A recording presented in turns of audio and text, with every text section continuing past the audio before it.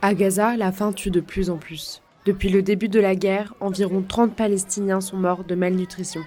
Près de 25 étaient des enfants. Yazan était l'un d'entre eux. Les dernières images de lui, avant sa mort à Rafah, ont choqué le monde entier. Selon un récent rapport du cadre intégré de classification de la sécurité alimentaire, 1,1 million de Gazaouis seront prochainement confrontés à une situation de faim catastrophique. C'est presque la moitié de la population de l'enclave palestinienne. Aujourd'hui, les enfants sont les plus touchés par la malnutrition. Concrètement, avant le début de la guerre, moins de 1% des enfants de moins de 5 ans étaient en situation de malnutrition à Gaza. En février, ce nombre se situait entre 12 et 16% dans le nord du territoire. بالنسبة لسوء التغذية لها دور كبير في عدد الأطفال اللي بيجينا وبالتالي عدد الوفيات اللي بيزيد، يعني أنت لما الطفل اللي المفروض ياكل 3 وجبات رئيسية بياكل وجبة واحدة وما بتكون كافية أيضا. Le rapport évoqué précédemment est clair. Si rien n'est fait, plus de 70% de la population palestinienne dans le nord sera prochainement en situation de faim catastrophique. Alors concrètement, comment se passe la livraison d'aide humanitaire dans la bande de Gaza ? Avant le début de la guerre, c'était une moyenne de 500 camions qui entraient dans la bande pour faire parvenir des provisions. Aujourd'hui, ce nombre est descendu à une moyenne de 90 camions par jour. D'après l'ONG Oxfam, Israël aurait autorisé l'entrée de près de 15 000 camions dans la bande de Gaza au cours des 157 derniers jours de guerre. Mais en réalité, c'est près de 90 000 qui auraient été nécessaires pour répondre aux stricts besoins minimums de la population gazaoui. Dans le nord de Gaza, dans près de 2 tiers des foyers, les gens ont passé des jours entiers sans manger au moins 10 fois au cours des 30 derniers jours.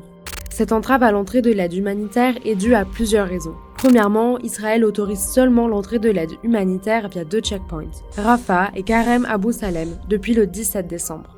Au nord, le checkpoint d'Erez reste fermé. Ensuite, les civils israéliens sont nombreux à se réunir près de la frontière avec l'Égypte pour bloquer l'acheminement de toute aide vers Gaza.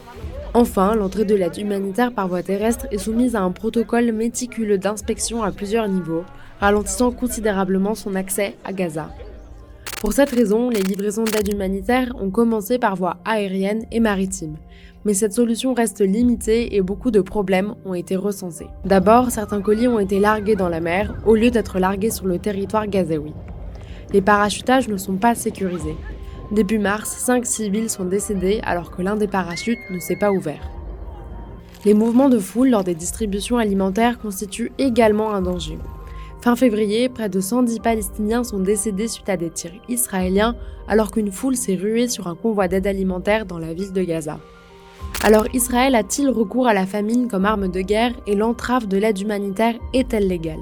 Eh bien tout d'abord, Israël ne respecte pas l'ordonnance délivrée par la Cour internationale de justice visant à prévenir le génocide où il est explicitement ordonné à Israël de prendre des mesures immédiates et effectives pour assurer l'acheminement de l'aide humanitaire. De plus, en tant que signataire de la 4e Convention de Genève, Israël a le devoir d'assurer l'approvisionnement alimentaire et médical en territoire occupé. Et surtout, la résolution 2417 du Conseil de sécurité des Nations Unies interdit formellement le recours à la famine comme arme de guerre. The extent of Israel's continued restrictions on the entry of aid into Gaza, together with the manner in which it continues to conduct hostilities, may amount to the use of starvation as a method of war, which is a war crime.